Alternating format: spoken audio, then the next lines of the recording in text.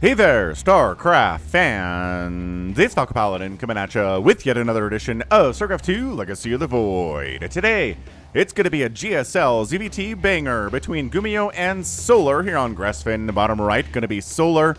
Top left, going to be GuMiho, who took second at ESL Summers Masters. Taking second place to Serral. He did take a couple of maps off of Serral, which is very, very excellent for him. So I feel like he's going to win this because Solar is the 5th place Zerg and Serral is maybe the 1st place Zerg right now. So we will have to wait and see how Solar will handle this. No proxies, maybe some mech, maybe some battle cruisers from GuMiho, hatch first here from Solar, and Reaper expand timing here from GuMiho. Yeah, so GSL replays, they're getting released, and I can cast them because I'm a patron of GSL over at patreon.com/GSL. Oh, hang on a second. Is that right? Is that correct? Do. Patreon, GSL. The internet says patreon.com/GSL. Is that the URL we're going to here? I think it is. Cool. Cool stuff. So yeah, if you want to be a patron of theirs and get access to GSL replays, if you want to, investigate build orders and see exactly what Dark did to go... Oh, how did we lose that? See exactly what Dark did to go with that early Roach stuff, right? Against Cure in the last GSL you watched. Well... the replays are a good way to study that stuff. So, we got a Reaper on the way. Reaper name is from WGen8 today. Simply Slim Jims. There's not really a story here. I'm just feeling peckish and kind of craving Slim Jims. Do you like Slim Jims, Falcon? Not really. I'm not really into beef jerky. I've had it a few times before. I don't hate it, but I've literally never been in a grocery store and been like, look at that beef jerky. I wanted to get some of that. It's like, no, there are other snacks and other things I'm more interested in when I am feeling peckish. WGen. I hope that answers the question for you. So again, no hate, but not my favorite thing either. Not even really on the list of like rotation of stuff that I get. Anyway, wow. Reaper dives on in. Reaper is probably dead based on the fact that it's on creep. Oh, that's a hop down spot though. Never mind. I thought he'd have to come over here, but nope, too smart for that. Mr. Slim Jims the Reaper sees the third base coming in, says no 2-base Roach shenanigans aired from Solar, but let's check anyway. No second gas, no Roach warrant, perfect. I'm good to go. Expanding on the low ground, super, super rad. Getting a third base started, sub 3 minutes, also very, very cool. And I'm going to get a starport. I'm going to go 1-1-1 barracks into 1 factory into 1 starport here today. Should be awesome. I'm going to take some HP off of the third hatchery just because I can. And Solar's got an Overlord primed to come in for a scout at some point, but this Marine is ready and rocking and waiting for an Overlord to show up so we can shoot it in the face. Queen's shoving the Reaper away. Not that the Reaper's really any major threat to actually hurt this thing, but the more HP taken off of it, the easier it is to snipe if a bunch of Marines show up or Hellbats later. So, saving all the HP you can. Smart stuff. Hellions, and we're going to go. Looks like it's going to be a Banshee here from GuMiho. Going to get Cloak researching here on this tech lab. Banshee on the way. Doesn't quite have the gas to research Cloak yet, but we'll see. Hellions running around. Reaper still alive over there. Hellions, wow, just okay. Nice, well, beautiful block on the ramp. One Hellion dies. The second Hellion, there's no chance this guy gets out of here alive. He has no hopping capabilities whatsoever, so he can juke as much as he wants. But Queens have pretty good range, and that Hellion is dead. Hellion's here at the third base with our Reaper friend trying to get some shenanigans. Speed is now done. Now the Lings feel like they can engage with this thing.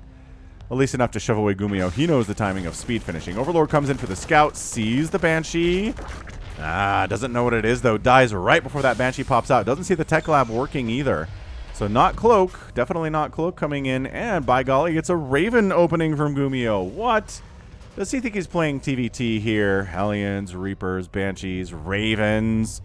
Look, it allows you to kill creep without having to burn scans. That's a massive advantage for the Raven, but the problem is it's slow. And to scan for creep tumors, you actually gotta be on the creep to see the creep tumors. with your Raven, and that means the Queens are chasing it down, and it can't retreat as fast as the Hellions or the Marines can. It gets left behind, and it dies. So that's why we don't see Ravens in TVZ all that much, and why GuMiho is a bit of a madman for trying it. So, he's not meching, is he? No, that's a barracks. That's a barracks. Okay, so just traditional. Bunch of Hellions. Couple Banshees. You know, it's a mech opening, which is extraordinarily normal if you're trying to play a TVZ. But then you just move into a ton of Marines. Ton of Marauders, Medevacs, Widow Mines, which are technically mech. But anyway, a lot of reactors sitting around here, getting swapped all over the place. Factory is going to toss onto the tech lab now, and this whole, you know, this swapping thing is a big part of these builds for Terran. Right as the fourth base comes up from Solar, he knows the third base of GuMiho is on the ground and running already. So, let's see. Let's see if this Raven stays alive or not. Baneling Nest gets started around 5:50 for Solar, maybe a little bit earlier, 5:40, 5:30, around there. Gonna go for 1-1 upgrades for his Lings and Banes. Really not gonna be ready on those when this 7-minute attack hits. There's gonna be a 7-minute attack. No question about it. Just a question of, what is it? Is it Hellbats? Is it Marines? Marauders? Are there any Widow Mines involved? There is an armory coming in.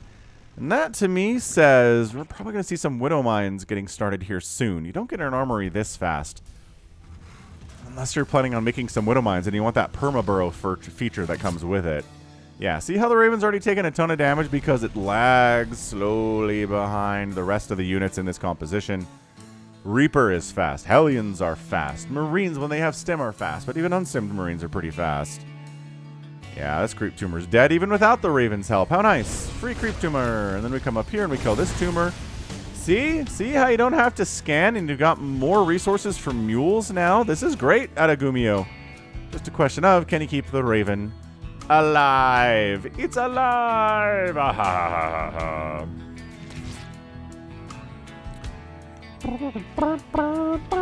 Man, I did the Barbenheimer weekend this last weekend. I saw Oppenheimer, I saw Barbie. Different days as the drop gets rebuffed here in the main base because there's Lings and Banes and Queens there, which means this group gets, look at this, Raven, I don't know. Oh, what? 1 HP on that tumor, that's garbage. That should not be possible. I will say I loved both Barbie and Oppenheimer. I think they both had their own issues. So it keeps them from being like 10 out of 10 movies for me, but I will say I really enjoyed both of them. And they both get like 8 or 9s. Like seriously, they are both classic films that I think are going to be discussed and rewatched for decades to come. Yeah, I mean, I don't know. The Barbie's just so self-referential and so meta and so understanding of what it is, and the writing's really intelligent, and the acting for Margot Robbie especially and Ryan Gosling is so good. Michael Cera's a hoot. He's so entertaining. Like, I don't know. Just overall. Yeah, nice. Anti-armor missile on the Banelings. That means killing them is much easier. Take position traditional here. Solar goes for a counterattack. That's why these Marines are here, though. Ah, they got to get out of there. See, 8-minute attack is here. I said 7, but 8's within the realm. Yeah, I did feel like Barbie trying to push us a message where, like, women are better than men a bit. It's not like they're steeped in it. It's not like it's the worst thing in the world, okay? But, like, I don't know, that's the position it's coming from. Like, the director, Greta Gerwig, has some pretty solid feelings that way, and, like, I can respect it. I can respect her position, and no, I'm not going to get brainwashed because I watched this thing. And it has a message that I don't agree with. Anti-armor missile solid. This Raven, man. This is like MVP of the match so far from GuMiho. He gets free access to killing creep tumors. It's thrown a couple anti-armor missiles down. It's really shoved. And it's really chased Solar away from engaging into situations where he normally would. Insane. Really good. And then Oppenheimer's, man, it's 3 hours long. So, like, keep that in mind for your bladder when you go see the movie. The acting, tour de force from Cillian Murphy. I mean, he's fantastic. I'm not even going to list all the actors in this one because there are so many amazing actors in this film, all killing it. I do feel like the third act is a bit unnecessary. That would be my major complaint with the film. Also, the movie, a bit of a spoiler alert here. I feel like it wastes Florence Pugh. I love Florence Pugh as an actress. She just, like, elevates the quality of anything she's in. Everything from freaking Midsommar all the way into Hawkeye, which is an MCU property. It's a TV show on Disney Plus, but she makes it so much better. But yeah, like, I don't know. I feel like anybody could have been cast in this role. She is an Oppenheimer, and it's just not... It's not worthy of her talents, is how I'm going to say it. Anyway, all right, we're into the StarCraft now. But again, I really enjoyed both Oppenheimer and Barbie, so take that for what it's worth. I have seen some divergent opinions from people. Oh my gosh, the third base is going to die. Dude, Solar, what the heck, man? You had enough to save it, and you just waited too long. Again, that early damage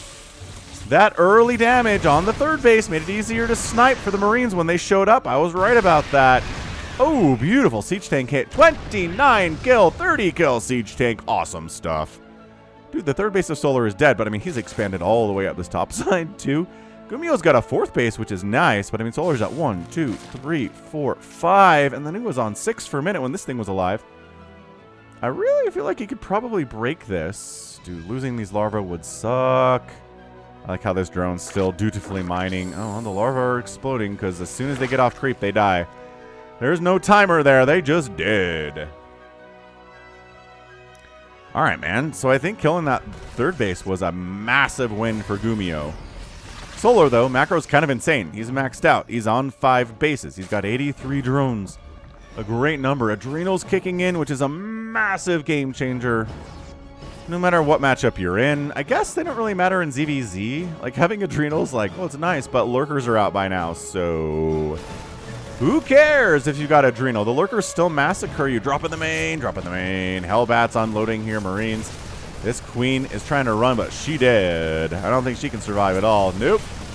She's wiped out. Dude, canceling Adrenal Glands would be... I think there was a window there to kill Adrenal Glands, but he chose not to go for it, which is probably understandable. Ah, pushing the front. This attack up north. Oh, he gets the base up here to Solar. I feel like Solar's in a position where he could have saved these 2 bases and just was a little late on getting there in time. Oh, man. This is real. Again, GuMiho killing it in 2023. And Solar's just kind of Solar. He's the 5th best Zerg player on Earth, which is no shame. I'm not saying that to shame the man. I'm saying that just to say he's not quite on the level of GuMiho right now. Which is weird, because GuMiho was a 2nd-tier Terran for a long time. And is he vaulting into top-tier Terran status at this point? Maybe. Is he a patch Terran? Nice surround. All right, low ground tank pick. See, this is the kind of stuff that Solar, with the economy he has, gosh, should be able to do. Super solid anti-armor missile there. Again, this Marine is very alone. Probably dead. This tank gets wiped out. That tank... Okay, we need to see how many kills this tank had before it died. 34, 37. It just keeps... Oh, 42. 44, 48. 48 kill siege tank is so good.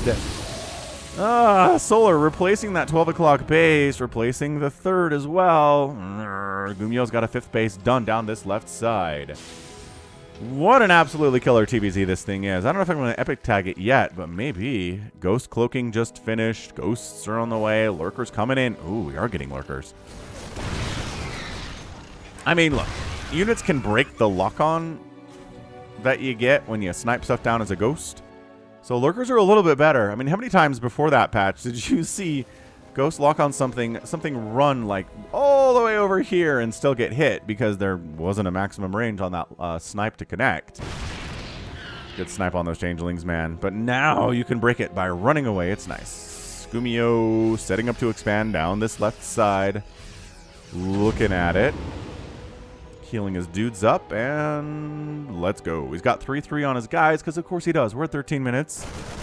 Snipe. There you go. First snipe casualty of the day. I don't even know what that was, but it's a casualty of the day. Yeah, Lingbane Lurker. Ooh, love a good Nidus network from Zerg in this matchup. It's good. I don't know if I can remember the last time I saw a Nidus network actually just straight up win the game for the Zerg player in the current patch. There was an era where Queen Roach Nidus plays were really popular and really good, especially because Queens could transfuse off creep. They can't anymore, so that build is kind of gone. Yeah, look at this. Oh my gosh, he's gonna get the hive and cancel burrow. Ah, it's a twofer, and the spawning pool is gonna die before anybody responds to this. He leaves some dudes behind. Not enough seats there. Oh my gosh, the 12 o'clock base dies too. GuMiho is everywhere. He's everywhere. Absolutely bonkers banana pants. Adaptive Talons is on the way. Oh, Solar trying to expand down south. No, that gets canceled. Just this Liberator has 1 kill, not really participating in the process all that much. How many tumors have died in this game? It is 75 dead already in the first 14 minutes. I can't do math. It's like 3 or 4 tumors every minute. That is a pretty solid rate of creep tumor destruction here from GuMiho. I'm loving it. He's working on vehicle weapons. He's going to expand here. He was double expanding down to the south. That command center's got a lift. These ghosts aren't detected, so they're alive. Yeah, this position is a good one for Terrans to hold. It covers this ramp. It covers this area. Kind of cover this ramp with the siege tank range a little bit. It's very nice. So Nidus warming up north. Interesting. And dropping back in the main base again. Has had a pretty good level of success so far with that, but Lings are in the neighborhood this time. Nidus warmer erupts. GuMiho says, where? Well, not in my bases, so I don't care about that. Takes down another hatch. Dude, he's got 6 hatcheries killed. 5 hatcheries, including a hive. Which counts. That's 6. Nidus Worm attempting to come up inside the main. Ghost trying to shut it down. They suck at killing these things, though. Auto turret maybe providing additional. Yep. Lurker pops his head out, says nope. And we got some Hydras in the mix to pick off these medevacs now. All right, cool. So 8 medevacs have died. There are exactly 4 left. This game is crazy. This game is crazy good. Again, I think GuMiho has gotten some serious hits off today. It's 20 to 11,000 resources lost in favor of GuMiho. That's... wow. That is so good. All right. All right. Burrow coming in. We got ourselves a hive on Zave to replace the one that died earlier here from Solar.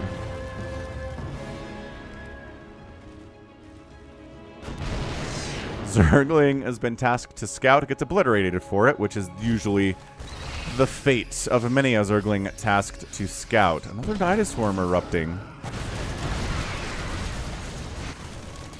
Got engagements. No, this engagement's over. This engagement continuing onwards, though. Siege tank down. Base canceled. That's good. Solar calls it a day. We're at the stage of the game where we can start seeing the Terran player maybe start to turtle up a little bit. Just kind of hope the Zerg player throws units at him enough that he gets starved out. The Zerg player can't make good trades, and the Terran player just wins on defense, which is weird, but it's a viable strategy in the current meta. Look at that. Ghost count. Holy crap. Ghosts have to cloak up. Sniping that Overseer would be hot. Oh my gosh. There's like a bunch of Overseers. So there's a bunch of ghosts. Ow, ow. They don't take bonus damage from Banelings, but Hydras hit them pretty hard. Banelings do some amount of softening here. Oh my gosh. Did the entire ghost count just get reset? No, there are still 7 out there, but by golly, 24 ghosts have died. This group had a ghost. It appears to have survived, which is a good sign for GuMiho. Wow, missile attack upgrades, building armor, plus 3 vehicle weapons in production here too. This is getting super good late game ZVT stuff.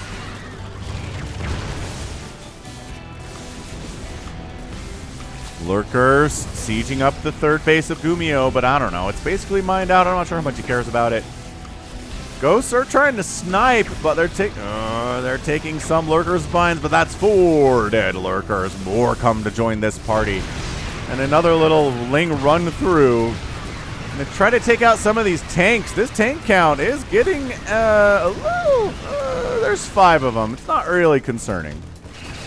There does come a point, though, where a Terran has enough siege tanks that Broodlords are kind of the only answer, which sucks. Because Broodlords aren't great, and there's a million answers to those if you are a Terran player, which GuMiho is. Okay, so this forward Nidus died. Solar trying to expand up this way, technically on the GuMiho side of the map. Nice fungal. We got a little infestor. We did get an infestor appearance. It appears to have died, though. 3 infestors have died so far. There are none left, and there is one more on the way to replace the ones that died. Yeah, GuMiho's like, dude, this is my base. What are you doing up here? And Solar's like, my bad. And then Solar's like, roar. Coming in. Oh my gosh, these ghosts are getting healed up, but these are Adrenal Lings, good sir, with +3 attack. And all of those ghosts are dying. You know, if killing bases, if killing hatcheries and hives is the way a Terran player wins this matchup, I really think killing ghosts might be the way you win this matchup as a Zerg. 31 ghosts have died. There are no ghosts remaining. What? Those are expensive too. GuMiho doesn't have the money to replace those ghosts, and without them, it is a generic Marine Marauder Siege Tank Medevac army, which is so much easier to handle. Dude, I think Solar might be taking down GuMiho in this match. I would not be surprised if that's what we get here today.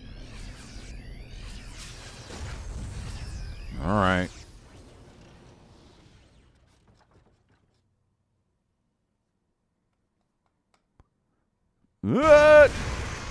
Big swarm into the third base. Nidus Swarm, no, says GuMiho. This hatch down here again dies. All right, look. So GuMiho, 8 hatches have died. This all drone group gets wiped out. 14 drones died. It's still 75 workers to 62 in favor of the Zerg. Nidus up north, boosting into the main, into the Spores, which immediately gets focused and killed. Spore represents a very big threat to the medevacs, of which there are only 8 of them right now. It's not like there's 16. Yeah, I mean, fully upgraded Cracklings are no joke. They've got 3-3. They've got Adrenal. They are fighters now. If they didn't have Adrenal, then yeah, these 3-3 Marines and Marauders would really not have that hard of a time with them. We've seen that from time to time for sure. Yeah, so the Nidus, you know, if it's on your own creep, the Nidus is fully intended as this planetary dies to a Baneling Hydro Bomb.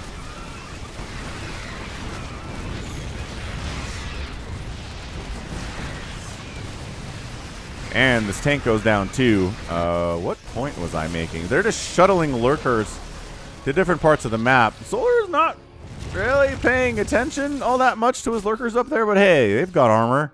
They can survive some hits. It's 192 to 172 supply. GuMiho's up, but he does not have a bank to speak of at all. His ghost count is kind of back. He's got 6 of them with 4 more on the way. He knows how important having a big ghost count is.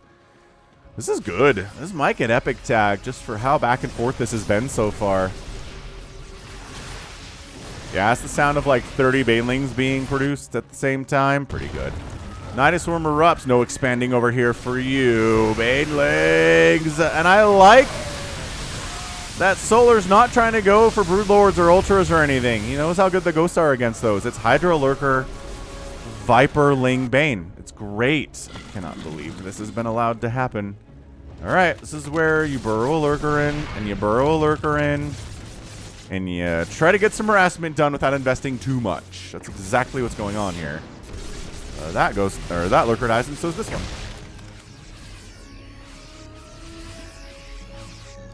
Sweet. All right, man. Neither player maxed out. That's what I like to see at 22 minutes. It means there's been a ton of fighting going on. There has. I'm really surprised. Has he not taken these? Nope. Nope. Hasn't taken those geysers. Kind of barely taken these geysers either. Guess his army is fairly Ling heavy. He's lost a total of 800 of them already. And thank goodness the ones that have been recently built have Adrenal. Well, the ones that existed after Adrenal finished had Adrenal when they died. How about that? Well, let's just roll that way. More Infestors. You know how Falcon feels about Infestors in this matchup. Pretty good. Pretty good.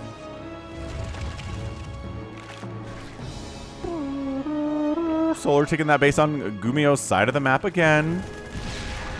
Zergling goes in for the scout. High ground positioning here. GuMiho got an injured orbital command, and now every base on the map has or is being taken at this point.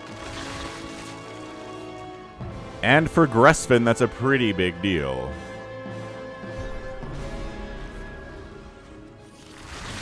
Ghost trying to sneak in. Lurkers with that Seismic Spines upgrade. That's the reason we get Seismic Spines before Adaptive Talons is that it's really good. Ooh, trying to get an Nidus up here, and oh, that's a pickup there. GuMiho wants to jump on this hatchery so bad. Zerglings are like Marauders. Don't make us laugh. Siege tanks even funnier. Night Stormer up north for easy reinforcements to that base if it's in trouble.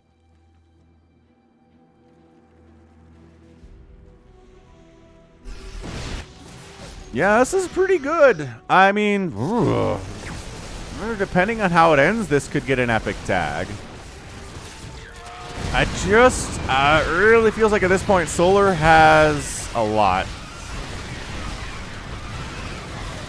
Tanks keep getting surrounded and wiped out. Yes, drones are kind of dying, but 68 workers is acceptable for Solar at this stage of the game.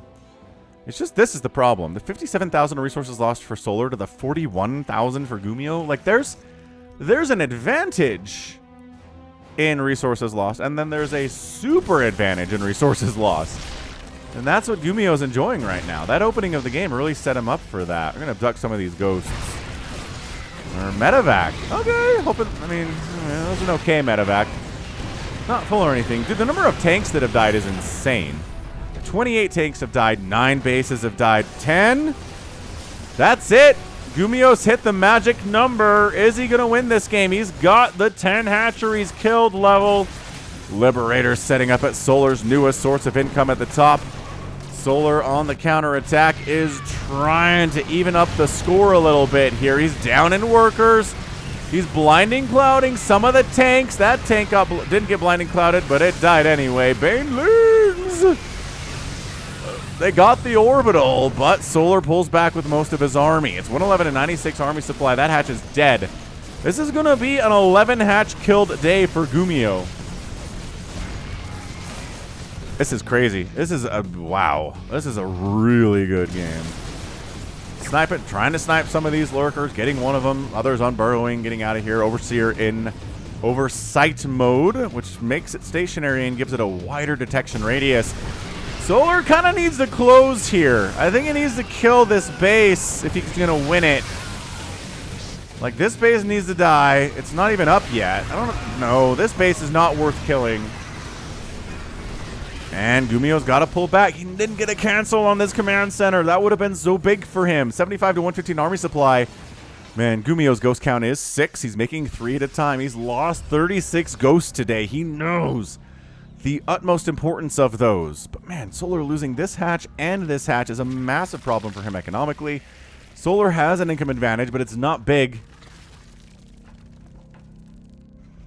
It is not big. I don't know about this. Okay, more tanks dying. I don't know if it's the tanks that are really the problem here, but they've gotten some serious work done. We saw that one tank with like 50 kills. Lurkers, my gosh, holding this base is going to be hard for GuMiho, but he's sort of holding it. Tank down. Ghost snipes, just one-shotting Hydras. Army value 104 to 44. GuMiho does not have much, or Solar doesn't have much left, and GuMiho somehow has the bank now. And GG, GuMiho is our winner in 27 minutes and 40 seconds. Holy crap. What a win. This is it right here. 72,000 resources lost to 51. That is 11 hatcheries killed, 1,088 Zerglings down, 28 Hydras, 24 Lurkers, only 2 Vipers died. He only had only 4 Vipers created in this game. Maybe that's too few. 6 Infestors down. No Infestors left over at the end of the game. They kept getting EMP'd. Yeah, 58 drones killed, only losing a command center and 1 planetary and unorbital to 10 hatcheries. That's it. Like, the correlation of 10 hatcheries killed and the Zerg player dies is way too high to be ignored at this point. It's amazing. I don't know if the Niduses really paid for themselves at all. I really maybe feel like just Hydraling Bane with more Viper support rather than more Lurkers might have been the answer here. And the ZVTs we've seen one on the channel over the last month or so, it's been that. It's been Hydraling Bane, Viper. It's been no Lurkers. It's hard for them to get the value that they need to overcome how expensive they are, and the fact that, it costs an entire Hydralisk, right? That's 24 extra Hydras you could have made. That's a lot of Hydras, man. And with the upgrades they've got, they can shoot up, and they're a less cost-effective target for Ghosts to snipe. They'd rather snipe a Lurker than snipe a Hydra, so that's worse for the Terran. But yeah, Solar wiping out 39 Ghosts was a massive advantage for him. But GuMiho was able to rebuild. He's back up to 6 of them. They got some work done. I'm curious to see how many kills they had in this final little battle. 6 kills, 8 kills. Is there another ghost in there? 4 kills. Yeah, and then just sniping the hiders as they try to flee. These ghosts get a bunch of stuff going. Oh, they're brand new to the party, but yeah, it's absolutely fantastic. What a display. What a great display of how to play TVZ by GuMiho. And again, he's just that much better. Again, is it a patch thing? This current patches really seem to be favoring Terran very strangely. And for reasons I don't understand. But GuMiho taking advantage, getting the win. Good for him. Getting a GSL victory. Always nice. All right, cool. So that right there is gonna be it from me. This has been Falcon Paladin coming at ya with yet another edition of StarCraft 2 Legacy of the Void. Go ahead, hit that like button, hit that subscribe if you like what you saw and what you heard today. You can also catch me at Twitter, Facebook, Patreon, and Twitch, all at /Falcon Paladin. And until next time, as always, thank you so much for watching, and you take care of yourself.